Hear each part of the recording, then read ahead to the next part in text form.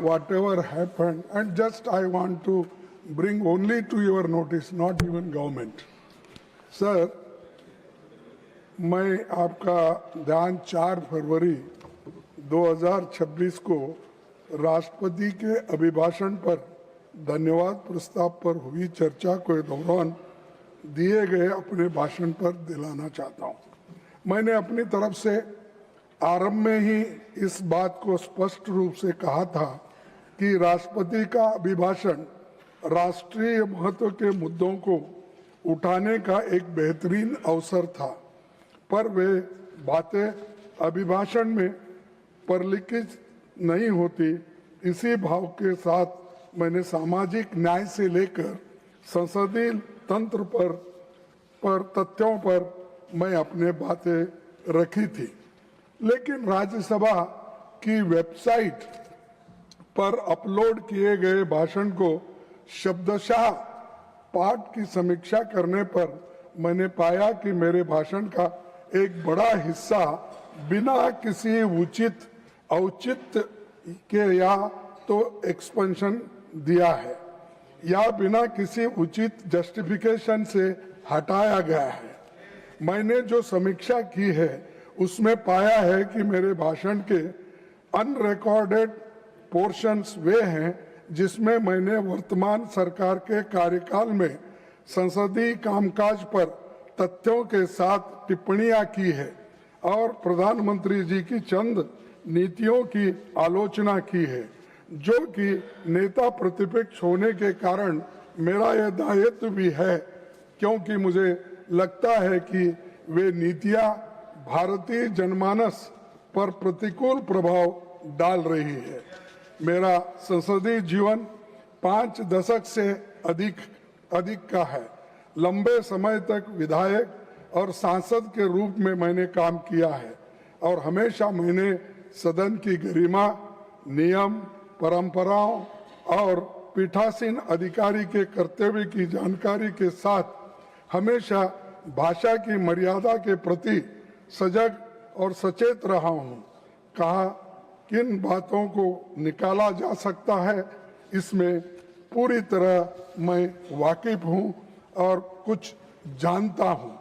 सभापति जी, आप जानते हैं कि rules of procedure and conduct of business rule council of states नियम 261 केवल विशिष्ट और सीमित परिस्थितियों में ही लागू होता है।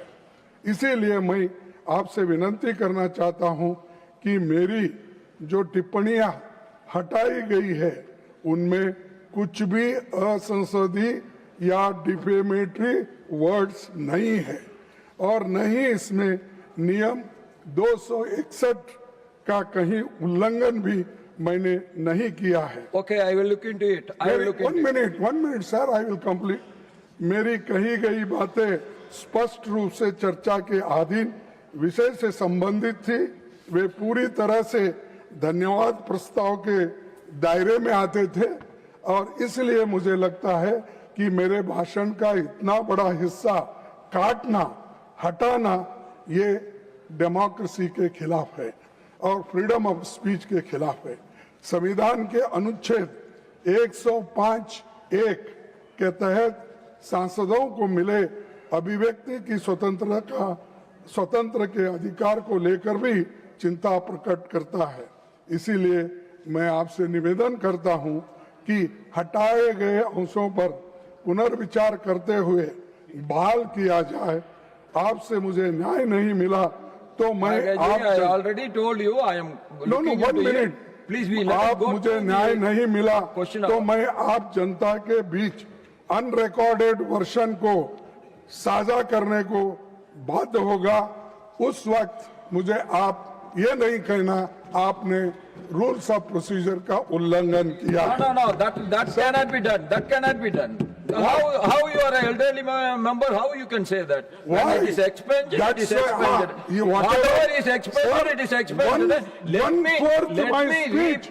me look into back. Whatever I said, the Modi's policies are not good. No. Nothing will go on record. Whatever I Nothing will said. go on record.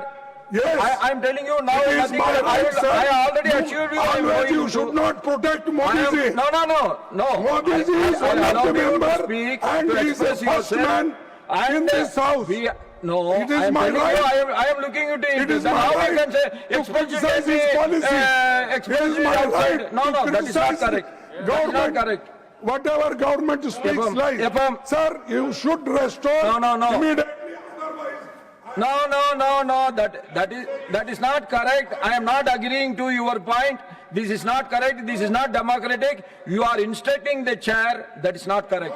Yepam. Sir, I just want to respond through Yes, you. please. I want to respond to the Honorable Leader of the Opposition who stood up to question your decision making. The Leader of the Opposition has stood up to question your decision making. I want to quote from the Rules 261, sir. Proceedings of the Council. If the Chairman is of the opinion that a word or words has or have been used in debate which is or are defamatory or indecent or unparliamentary or undignified. Hold on. When you read the rules, we have to listen. Listen to the rules It is that your I am right reading to out. speak, na? I have allowed here. So, sir, I'm repeating. Yes, it's a rule that I'm quoting. Minister or a member. If the chairman is of the opinion, I'm repeating, that a word or words has or have been used in debate which is or are defamatory or indecent or unparliamentary or undignified, he may in his discretion, the chairman, in his discretion, order that such word or words be expunged from the proceedings of the council. What the Leader of the Opposition is trying to suggest here is on his own judgment, he thinks he's done nothing undignified. Whereas you've taken a call, as a chairman, and to re-question that and to suggest that it is to protect the Honorable Prime Minister, I think is not appropriate for the position of the Leader of the Opposition. I think the respect should be given to the chair.